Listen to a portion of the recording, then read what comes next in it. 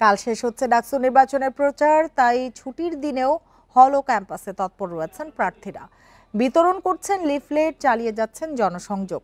নেতারা বলছেন, রাজনৈতিক অপসংস্কৃতি গোটা দেশকে যেভাবে ধ্বংস করেছে, ঢাকা বিশ্ববিদ্যালয়ে তা আর হবে না।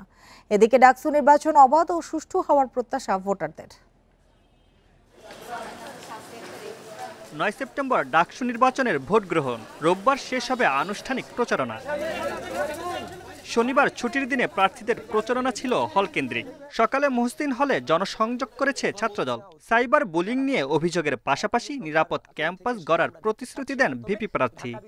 বিরাজনীতিকরণের অপচেষ্টা সেই জায়গাটা থেকে কিছুটা মতবিরোধ তৈরি হয়েছে। আশা করছি সকল পথের, সকল মতের, সকল ঘরানার যারা ছাত্র রাজনীতি করে কিংবা যারা মতপথের মানুষ আছেন, আশা করছি আমরা এই অতীতের যে আপনার নোংরা রাজনৈতিক সংস্কৃতি, সেটাতে আমরা যেতে চাই না। এদিকে বিজয় ৭১ হলে প্রচারণা শেষে ছাত্র শিবিরের সাদিক কায়েম বলেন, ভোট কেন্দ্র না বাড়ানোয় সমস্যা হতে পারে। ভোটাররা কতটুকু স্বস্তির সাথে তারা ভোট দিতে পারবে সে নিয়ে আমরা আশঙ্কা অনুভব করছি। সেখানে আমরা প্রশাসনকে বলেছি তারা যেন আরও বেশি সেন্টার বাড়ায় এবং একই সাথে ভিতরে যে ভোটগুলো আছে ভোটগুলো যেন আরও বাড়ায়, সেটার জন্য আমরা অনুরোধ করেছি।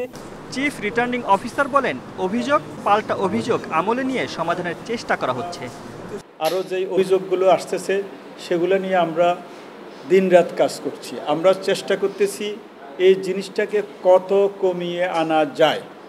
আমরা বিটিআরসি থেকে আরম্ভ করে আমাদের বিভিন্ন সাইবার অপরাধ নিয়ন্ত্রণ সংস্থার সাথে আমরা কন্টিনিউয়াসলি যোগাযোগ করতেছি। প্রার্থীদের পাল্টাপাল্টি অভিযোগ থাকলেও নির্বাচন সুষ্ঠু হবে এমন প্রত্যাশা শিক্ষার্থীদের। Mamunur Rahman, independent news, Dhaka.